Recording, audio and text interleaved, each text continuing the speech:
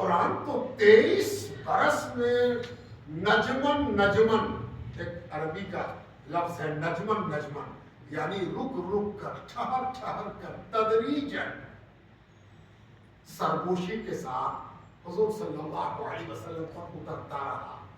جب مکمل ہو جائے گا تب نہ اس کے ریپیٹ کرنے اور پڑھنے اور سنانے کی منزل آئے گی۔ تو حضور پاک کی زندگی مبارک میں تو قرآن اترتا رہا۔ کوئی یہ نہیں کہہ سکتا کہ حضور نے خود سے مکمل کرا کے، لکھوا کے، جلد بندی کرا کے، ٹھوک کے کیوں نہیں دیا کہ لو۔ حضور نے زبانی پڑھنا سکھا دیا کہ الحمدللہ رب العالمین کے بعد کہا جائے گا الرحمن الرحیم۔ کوئی ایسے نہیں پڑھے گا الرحمن الرحیم الحمدللہ رب العالمین، نہیں پڑھے گا۔ یعنی حضور نے زبان سے پڑھ کر اس چیز کو کنفرم کر دیا جو حضور کے آخری وقت تک اترتا رہا۔ اب تو اس کو اس طرح پڑھنے کا کام حضور پاک علیہ السلام کے عہد مبارک کے بعد ہی ہوگا، اس کے پہلے نہیں ہو سکتا، اس کے بعد ہی ہوگا۔ اور جب کوئی کام بعد میں ضروری ہو تو یہ دیکھنا ہوگا کہ اس سے فائدہ ہوا کہ نقصان ہوا۔ اب یہ بھی دیکھنا ہے کہ فائدہ ہوا کہ نقصان ہوا۔ میں نے کل ایک مثال دی تھی، آپ کو دہرا دیتا ہے کہ اکثر دیکھا ہوگا آپ نے کہ جب کسی کا بدن کا کوئی حصہ ٹوٹ جائے تو اس کو پلاسٹر لگا دیا جاتا ہے، اور پلاسٹر لگایا جاتا ہے تو جو پلاسٹر سے باہر کوئی حصہ رہتا ہے اس کو ڈاکٹر کہتا ہے کہ ہلاتے رہے، انگلی چلاتے رہے، ہے نا۔ 2 انگلی فری ہے تو 2 ہی انگلی کو ایسے ایسے کرتے رہو، 1 انگلی فری ہے تو ایسا ہی کرتے رہو، تو قائم کرتے رہو۔ ارے نہیں کرو گے تو جام ہو جائے، تم چاہو گے تب بھی نہ ہوگا، بڑی مشکل واقع ہو۔ اس لیے تم اس کو ایکٹیو رکھو، ایکٹیو رہے گا تو ایکٹیو رہ جائے گا، اور ایکٹیو نہیں رہا تو کام ختم، ہے نا۔ اگر قرآن کو یاد کرنے والا، جس کو ہم حافظ کہتے ہیں، اس کو کبھی سنانے کا موقع نہ ملے اور کوئی سننے والا پورا قرآن سننے کو جمع نہ ہو، یہ حافظ صاحب انگلی کی طرح چلتے رہیں گے کہ اینٹ جائیں۔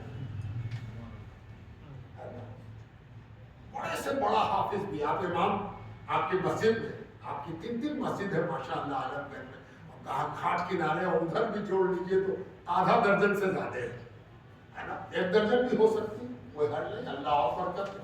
آپ نے حافظ امام کو بھی آپ بڑی قسم کھا کے کبھی پورا قرآن پڑھتے ہوئے دکھائیے سال بھر میں کہ اس نے پورا قرآن پڑھ دیا۔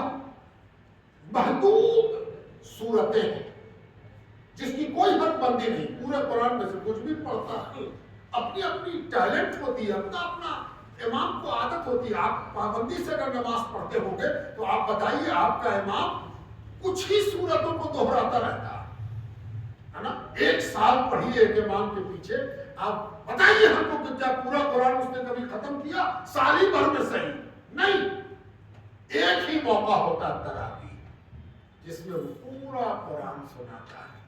اگر اس کا موقع تراویح کو ہٹا کے ختم کر دیا جائے تو حافظ بھی پلاسٹر کے بندھے ہوئے ہاتھ میں ایسی انگلی ہوگا جس کو ہلایا ہی نہیں گیا، یہ انگلی ہٹ گئی۔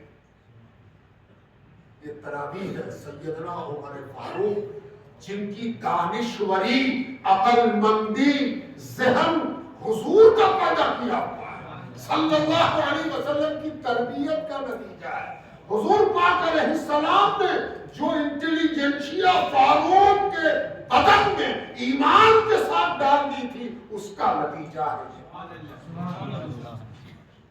اس کو اگر آپ کے سمجھ میں نہیں آتا تو اس کے مطلب یا تو ابھی طفل مکتب ہے، یا کسی گمراہ کرنے والے کے چکر میں پڑ کے آپ بھی سوچتے ہیں کہ نیک کام کو ختم کرنا چاہیے۔ اللہ بچانے نیک کام کو ختم کرنے سے۔ ہم سب اپنے بزرگوں کی لیک پر ہیں۔ ہمارا دین، ہمارا عقیدہ، ہمارا عمل ہمیں یہ سکھاتا ہے کہ ہم 1400 سال کی عمل کی ایک جینیالوجی، ایک شجرہ رکھتے ہیں، ہے نا۔ ہمارا عمل جو ہے وہ ایک شجرہ ہے جو حضور صلی اللہ علیہ وسلم تک جا کے مل جاتا ہے.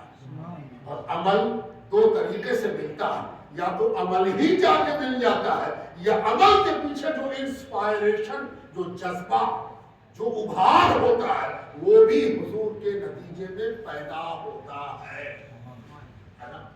اچھا, حضور نے کبھی کبھی نیا کام سکھایا نہیں تھا.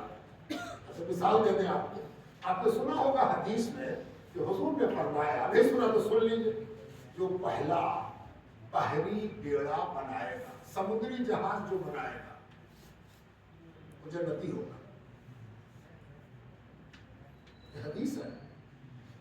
جو پہلا سمندری بیڑا بنائے گا وہ جنتی ہوگا. تھوڑی سی ہم لوگوں کی بدقسمتی بھی ہے, اب ہم فائٹنگ میں لگ گئے کہ وہ جنتی تھے کہ نہ تھے, ہے نا. لیکن اس سے دوسری چیز سیکھنی تھی. سیکھنی یہ تھی کہ حضور نے خود نہیں بنایا تھا, کہا کہ اگر تم میں کوئی بنائے گا, یعنی جو کام ہم نہیں کیا ہے وہ کرے گا تو وہ جنت ہو جائے گا. آپ سمجھ میں آ رہی ہے, نہیں سمجھ میں آئی؟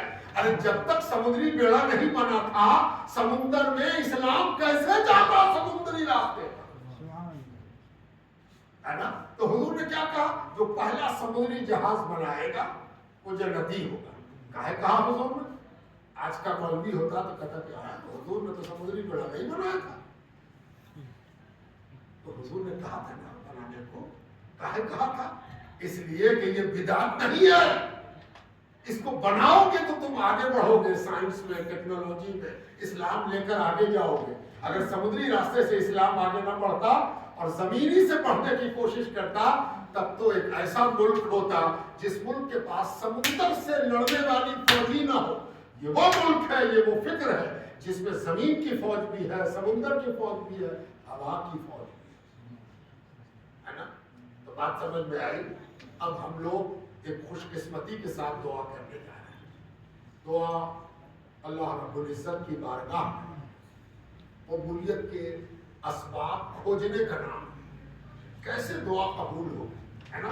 جیسے آپ کو قیمتی چیز بٹ رہی ہو, آپ لینے جا رہے ہیں, تو آپ سوچتے ہیں کہ بھیڑ تو بہت ہے بھائی, کوئی جان پہچان کا نظر آ رہا ہے آگے میں کہیں اے بھیا ہم بھی ہیں, ذرا سا خیال رکھیے گا, ہے نا. اچھا تم بھی آئے ہو, ادھر سے آؤ, ادھر سے آؤ, ہے نا. پھر آپ سوچتے ہیں کہ لائن تو بہت لمبی ہے, کیسے کوئی ہے جان پہچان کا لائن میں کہ ہم تھما دیں کہ میرا بھی لے لی, ہے نا. پھر ہم پوچھتے ہیں یہ تو لائن بہت ہے, کہیں اور بھی پٹ رہا ہے, نہ تو یہاں سے وہاں چل پڑے, وہاں لے لیں, شاید آسانی سے مل جائے, ہے نا. یہ سب پوچھتے ہیں نا. ٹھیک اسی طرح دعا مانگنے والا اگر سچ مچ دعا مانگنا چاہ رہا تو وہ کیا کیا دیکھتا ہے. پہلے یہ دیکھتا ہے کہ دعا کی قبولیت کا وقت ہے کیا. اللہ تعالیٰ یوں تو ہر وقت سننے کو قادر ہے. یاد رکھیے پروردگار کسی عفت کا محتاج نہیں ہے. ایسے ہوگا تو ویسے ہوگا, ویسے ہوگا تو ایسے ہوگا. یہ سب ہم لوگ کا ڈھکوسلا ہے. ہم لوگوں کی ڈھکوسلا مجبوری ہے, محتاجی ہے نا. جب تک ہم بہت عقل مند بھی ہے تو ہم وہیں سے کھائیں گے. کہ بھئی آج ناک سے کھا کے دکھا گے, نہ یہ نہ ہو سکے. ناک سے ہم دیتے ہیں آپ کو پائپ نکلا, ہم ناک میں نلک مارے, نہیں ناک سے بھی کھایا گیا نا, تو رہ دیجیے آپ, ہم نہیں کھائیں, ہے نا. ٹھیک ہے, ہماری مجبوری, محتاجی.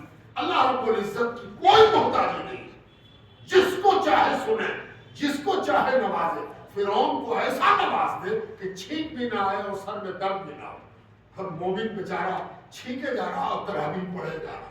کہا یہاں ایسے ہی تم کرتے رہو. فرعون کو دنیا میں نوازا تھا, تم کو چھینکوا کے نوازے, ہے نا. تم کو سامنے دے, تم چھٹ پٹاتے رہو. دیکھو دنیا میں چھٹ پٹا کے کہ کل فرعون چھٹ پٹائے گا اور کل تم آرام سے, ہے نا. اس لیے اللہ سبحانہ تعالیٰ کی ذات اور صفات, اس کے رنگ ایسے انہونے ہیں, ایسا انوکھا رنگ ہے پروردگار کا. ایسے رب کو راضی کیسے کریں, ہے نا. ایک طریقہ تو یہ ہے کہ بسم اللہ سے شروع کر, دوسرا طریقہ یہ ہے کہ رسول اللہ سے شروع کر, حضور کو صلاۃ و سلام بھیجے. بغیر صلاۃ و سلام بھیجے درود پڑھے تو سننے کا سوال نہیں. اور حضور نے خود فرما دیا کہ جس دعا کو قبولیت چاہو, پہلے بھی میرے بارے میں اللہ کی بارگاہ میں کچھ عرض کرو, پیچھے بھی میرا ہی ذکر کرنا, بیچ میں رکھنا اپنا کام. اوپر نیچے اگر رسول کا سایہ ہے تو بیچ والا تو ایسا ہی قبول ہونے والا ہے۔ تیسری چیز کہ ذرا یہ بھی خیال رکھنا کہ ساعت کون سی ہے، گھڑی کون سی ہے، یہ بھی دھیان رکھنا تو دعا کی قبولیت آسان ہو جائے۔ تو غور سے دیکھا تو پتہ نہیں، ابھی تو قرآن ختم کیا ہے، انوکھا قرآن، طریقہ انوکھا، قرآن تو ایک ہی انوکھے طریقے سے پڑھ کے ہم نے تمام کیا ہے۔ تو کسی نے کہا کہ سنو، قرآن جب ختم ہو تو قبولیت کے بارے میں وعدہ ہے، جن جن وقتوں کے بارے میں وعدہ ہے ان میں سے ایک کون سا ہے؟ قرآن ختم کرنے کے بعد اللہ تعالیٰ کا وعدہ ہے کہ ہم سننے کی گھڑی ہے، یعنی اللہ تعالیٰ نے کچھ مہربانیوں کی خبر دی ہے کہ دیکھو مہربانی کا لہجہ ایک وہ بھی ہے کہ قرآن ختم ہو اور پروردگار کے آگے ہاتھ اٹھائے کہ اللہ ختم قرآن کے صدقے میں دعا ہو۔ اس پر اجماع بھی ہے۔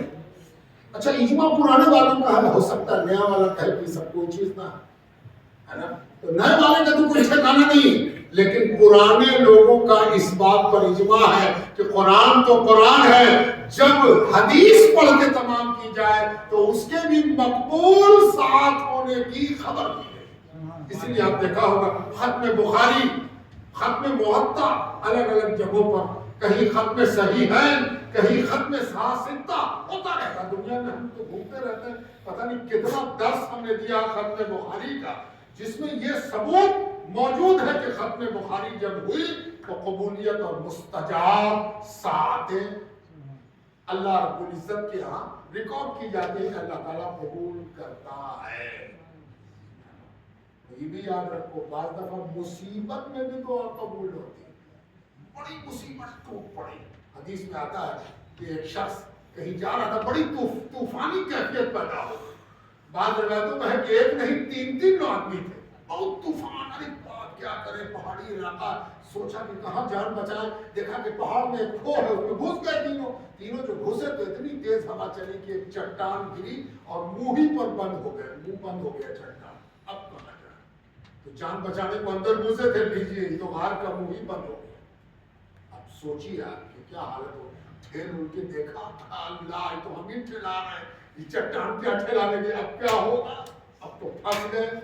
آئے اس گھڑی دماغ میں بات آئی کہ اب تو کوئی صورت نہیں، کوئی جانتا بھی نہیں کہ اب یہاں چکے ہیں، کون بچائے گا، اب تو یہی موت ہوگی اور بڑی بری موت ہے۔ ایسے میں سوچا کہ اللہ تعالیٰ کو یاد کرے، تو کیا کیا، سوچا کہ یاد کرنے کے لیے راہ خدا میں چلنے کے لیے کوئی تو پیر ہونا چاہیے، تو راستے پر نہ چلے کیسے، یہ پیر تو نہ چلے گا تو کوئی دوسرا پیر چاہیے، آدمی کا پیر خراب ہو جائے تو بیساکھی کو چلتا ہے نا، لکڑی کا پیر لگا لے، لوہے کا پیر لگا لے، تو اللہ کے یہاں قبولیت کی راہ پر چلے تو کیسے چلے، تو سب دروازے بند ہیں، تو سوچا کہ ایک پیر چاہیے، تو وہ پیر کیا ہونا چاہیے، اپنی زندگی میں ڈھونڈیں کہ کوئی پیر ہے جس سے ہم اللہ کی طرف بڑھ سکیں، یعنی کوئی ایسا عمل جو ہم نے اللہ کے لیے کیا ہو اور اللہ واسطے کیا ہو، اپنا ہی عمل کھوجا اور اللہ کے آگے کہا اے اللہ، ہمیں یاد آتا ہے کہ ایک بار ایسا ہوا تھا،